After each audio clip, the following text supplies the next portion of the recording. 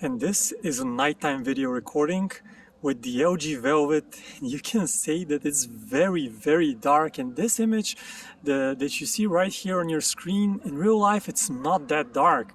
The building is pretty well lit, but one thing I see right here is that everything looks very well stabilized, but just in terms of exposure it's so dark. I'm hardly able to see anything on my screen, while in real life I can see quite well, even though it's nighttime, of course. But definitely the exposure here is an issue, and if you approach a little bit closer to the light, you'll notice that things do change for the better. But again, turning over to a darker part of the scene and everything looks just way too dark.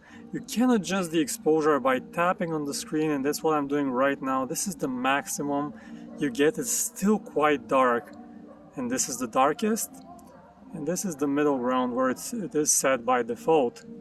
So let me also walk a bit so we can get a sense of the stabilization at night.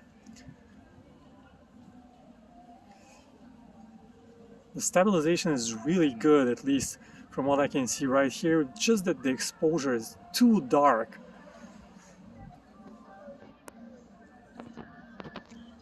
And unfortunately, oh yes, you can zoom up to 8 times digitally.